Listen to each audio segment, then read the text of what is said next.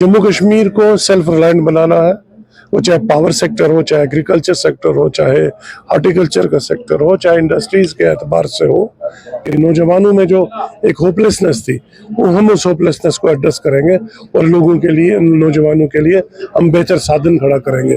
लेकिन एक तो खुद बरसरे रोजगार हो सके और दूसरों के लिए जॉब अपॉर्चुनिटीज क्रिएट कर सके, वो माइंडसेट चेंज करने की जरूरत है। मैं ब्राह्मण जिला के अंदर यूनिवर्सिटी बल्कि मेडिकल कॉलेज की भी मांग कर रहा हूँ, उसके लिए लड़ाई लड़ रहा हूँ, कॉलेज खड़ी के लिए बनाने के लिए लड़ाई लड़ रहा हूँ और साथ ही साथ अपने हॉस्पिटल्स को इक्विप करने के लिए, ताकि मेरा मरीज शहरों में आके दर दर की ठोकरें न खाना पड़े उसको। एक बार फिर आप सभी का स्वागत है। जम्मू कश्मीर विधानसभा का सत्र चल रहा है और इसमें कोई दो राय नहीं है कि एक बहुत ही महत्वपूर्ण सत्र, क्योंकि नेशनल कॉन्फ्रेंस लेड सरकार का ये दूसरा सत्र है। पहला श्रीनगर में हुआ था और उसके बाद ये एक विस्तृत लॉन्ग सेशन है जिसमें जनहित के मुद्दों को उठाने का प्रयास किया जा रहा है। जम्मू खित्ते की अगर बात करें और खासकर चिनाब वैली और उसके पास लगते क्षेत्रों की अगर बात करें तो उसमें कोई दो राय नहीं है कि बिजली दोहन की, प्रोडक्शन की वहां पर बहुत संभावनाएं हैं, लेकिन पूरी तरह उसको एक्सपोर्ट नहीं किया जा रहा और जिसका खामियाजा जम्मू कश्मीर के आवाम भुगतना नजर आ रहा है। इन मुद्दों को लेकर उसके साथ साथ लोगों से जुड़े डिफरेंट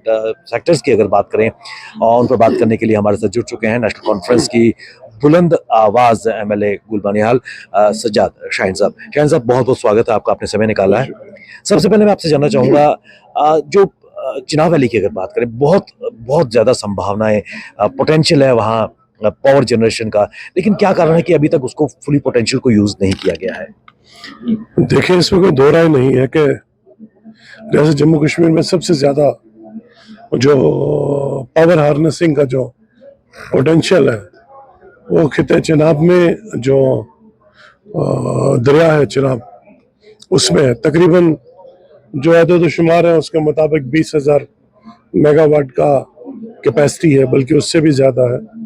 लेकिन बदकिस्मती से अभी तक 18%, 19% के आसपास हम लोग उसको टैप कर पाए हैं। इसमें कोई दो राय नहीं है कि नेशनल कॉन्फ्रेंस की हुकूमत ने पहले फारूक साहब के दौरे हुकूमत में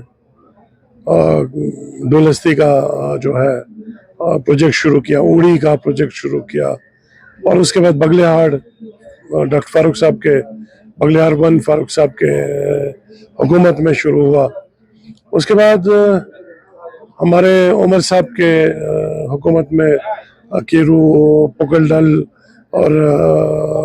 और सावलाकोट और भी 2-3 प्रोजेक्ट जो है उनको टेकअप किया गया था। लेकिन हमारी हुकूमत जो है वो 2014 में जब चेंज हो गई, उसके बाद इनको बैक बर्नर पर डाल दिया गया। और अब मैं वेलकम करता हूँ उमर साहब के स्टेटमेंट को और उनकी उस जो एक फार साइटेड एक अप्रोच है कि जम्मू कश्मीर को सेल्फ रिलायंट बनाना है, वो चाहे पावर सेक्टर हो, चाहे एग्रीकल्चर सेक्टर हो, चाहे हॉर्टिकल्चर का सेक्टर हो, चाहे इंडस्ट्रीज के एतबार से हो।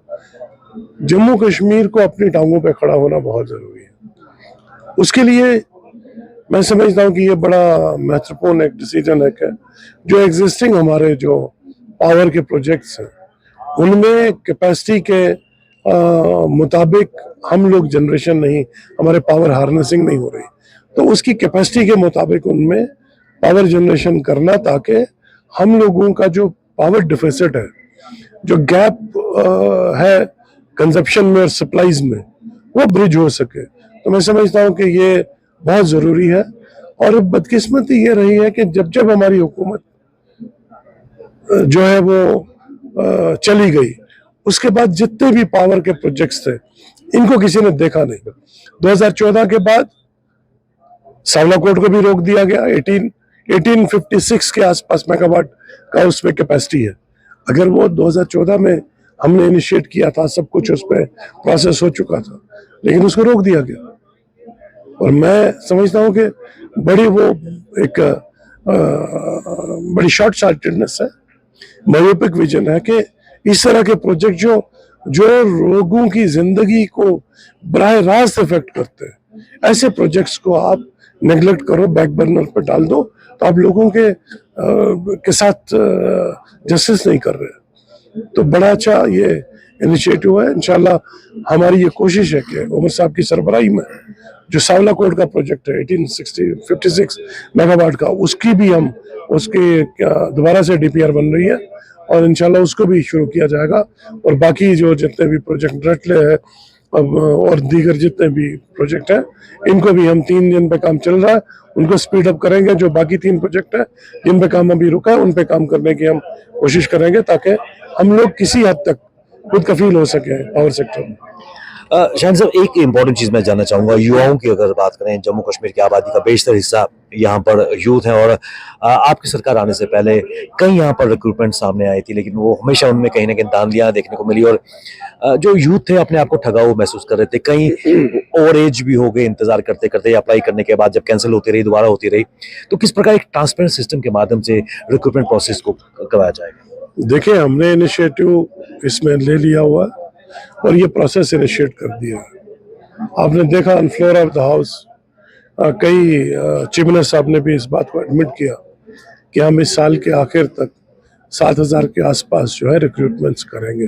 और उसके साथ साथ मुख्तलिफ महकमों में भी जो भी रिक्रूटमेंट का प्रोसेस है, वो चाहे SSRB के जरिए हो, चाहे BOP के जरिए हो, या चाहे UPSC के अपना पब्लिक सर्विस कमीशन के जरिए हो, वो एक इनिशिएट हो गया है। और हमें उम्मीद है कि नौजवानों में जो एक होपलेसनेस थी, वो हम उस होपलेसनेस को एड्रेस करेंगे और लोगों के लिए, नौजवानों के लिए हम बेहतर साधन खड़ा करेंगे।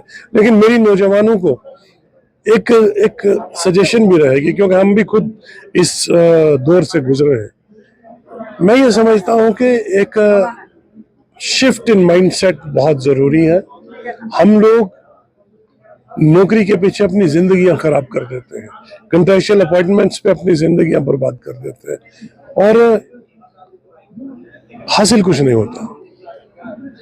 बेहतर है कि इस वक्त कॉपरेटिव्स के अंदर HADP के जरिए, एग्रीकल्चर, शिप हस्बेंड्री, बाकी महकमों के जरिए, इंडस्ट्रीज के जरिए, KVIB के जरिए इतने साधन आपके पास मौजूद हैं। नौजवानों को आगे आने की जरूरत है, एंटरप्रेन्योर एक माइंडसेट पैदा करने की जरूरत है, ताकि नौजवान एक तो खुद बरसरे रोजगार हो सके और दूसरों के लिए जॉब अपॉर्चुनिटीज क्रिएट कर सके। वो माइंडसेट चेंज करने की जरूरत है। मैं नौजवानों से गुजारिश करूंगा कि एग्रो बेस्ड, आप इस एग्रो बेस्ड इंडस्ट्रीज को आप ऑप्ट करें, आप इंडस्ट्रीज को ऑप्ट करें, आप छोटे मोटे सेल्फ हेल्प ग्रुप बना के काम करें। और आप, मैं यकीन दिलाता हूं कि नौजवान जो है खुद भी रोजगार, उसको जॉब मिलेगा और दूसरों के लिए भी जॉब एवेन्यूज क्रिएट करेगा। आपकी कॉन्स्टिट्यूंसी की अगर बात करें तो वहां पर एक बहुत बड़ा वॉलनट प्रोसेसिंग यूनिट भी चल रहा है, जो कहीं ना कहीं सारे एरिया से आगे पीछे जितना भी वॉलनट रहता है उसको प्रोसेस करके एक्सपोर्ट किया जाता है। कहीं ना कहीं एक एम्प्लॉयमेंट जनरेशन भी वहां से हो रही है, खासकर वुमेन फोक भी वहां पर काम कर रही है। इस तरह के कितने इकदाम वहां पर देखने को मिलेंगे, क्योंकि आप वहां के लॉ मेकर और विधायक भी हैं, और उसके साथ साथ आपकी जो कॉन्स्टिट्यूंसी है, क्योंकि एक फॉरफ्लंग और मुश्किल इलाका है, हॉस्पिटल और मेडिकल सर्विसेज की अगर बात करें, किस प्रकार उसका बुनियादी सर्विसेज को मजबूत करने का प्रयास किया जाए? देखिए, मैं आपको एक बात बताऊं कि जहां तक बनिहाल कॉन्स्टिट्यूंसी का ताल्लुक है, हमारे एग्रीकल्चर का स्कोप है, हॉर्टिकल्चर का स्कोप है। मेरी कॉन्स्टिट्यूंसी में जो शहद बनता है, वो शहद पूरी दुनिया में फेमस है। और जैसा मैंने अभी अपनी तकरीर में अंदर असेंबली के अंदर ये बात कही कि 2015 में प्राइम मिनिस्टर मोदी साहब लंदन गए थे, मैडम क्वीन एलिजाबेथ को उन्होंने जो मुल्क की तरफ से जो भेंट दी थी, जो गिफ्ट दिया था, वो हनी था बनिहाल का बना हुआ। तो आप अंदाजा लगा सकते हैं कि अगर इतने बड़े शख्सियत क्वीन एलिजाबेथ को अगर प्राइम मिनिस्टर एक मुल्क के कोई चीज गिफ्ट कर रहे हैं, उसकी क्वालिटी, उसका मेयार क्या होगा। तो हम, मुझे खुशी है इस बात की। One district one product Honey हमारा यहाँ है, उसकी GI टैगिंग भी हो गई हुई है। मेरी कॉन्स्टिट्यूंसी में राजमा बड़ा मशहूर है। मेरी कॉन्स्टिट्यूंसी का क्या नाम है, आपकी फिश बहुत मशहूर है, बहुत पोटेंशियल है। पोटैटो बड़ा मशहूर है मेरी कॉन्स्टिट्यूंसी का। लेकिन उन सब चीज़ों को कैपिटलाइज करने की ज़रूरत है, उन पे काम करने की ज़रूरत है। रहा सवाल हेल्थ सेक्टर का, ऐसा इसमें दो राय नहीं है कि हेल्थ सेक्टर शैम्बल्स में है, क्योंकि 6-7 साल में ज़्यादा काम नहीं हुआ। लेकिन जब से हमने हुकूमत बनाई और जब से मेरी वो जिम्मेवारी मिली है बहैसियत एमएलए काम करने की, मैंने मेन थ्रस्ट जो है जहाँ बिजली पानी सड़क पे तो काम शुरू करना किया हुआ है, वही मेरा एजुकेशन और हेल्थ सेक्टर पे मेन थ्रस्ट है। और मैंने न सिर्फ ब्राह्मण जिला के अंदर यूनिवर्सिटी बल्कि मेडिकल कॉलेज की भी मांग कर रहा हूँ, उसके लिए लड़ाई लड़ रहा हूँ, कॉलेज खड़ी के लिए बनाने के लिए लड़ाई लड़ रहा हूँ, और साथ ही साथ अपने हॉस्पिटल्स को इक्विप करने के लिए, ताकि मेरा मरीज शहरों में आके दर दर की ठोकरें न खाना पड़े उसको, उसके लिए काम कर रहा हूँ। और इंशाल्लाह बहुत जल्दी हमने अभी इसी हफ्ते में हम इंशाल्लाह बानिहाल में फुल्ली इक्विप्ड ऑक्सीजन प्लांट हम इनाग्रेट करने जा रहे हैं। हमने वो लगवा दिया। हमारे बानिहाल में, जैसा कि मैंने पहली तकरीर में कहा था, सीएम साहब का बड़ा मशकूर हूँ। मैंने कहा था कि रूरल एरियाज में एजुकेशन को स्ट्रेंथन करने के लिए ज़रूरत है, ताकि शहरों पे जो है लोड कम पड़ सके। तो इसी तरह से MRI स्कैन हमारा बानिहाल सब डिस्ट्रिक्ट हॉस्पिटल में आ रहा है, डायलिसिस सेंटर आ रहे हैं, हमारे ब्लड स्टोरेज सेंटर आ रहा है बनाल।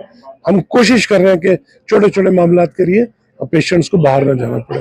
तो एक लंबी लड़ाई है, 5 साल के लिए मैंडेट है। इंशाल्लाह कोशिश करेंगे कि इन 5 साल में वो काम किए जा सके जिनका लोगों को जरूरत है और जिनका हमने वादा किया। लोगों की काफी आपसे उम्मीद है और हम आशा करते हैं कि आप उनकी उम्मीदों को, अपनी कॉन्स्टिट्यूंसी के लोगों को पूरा करेंगे।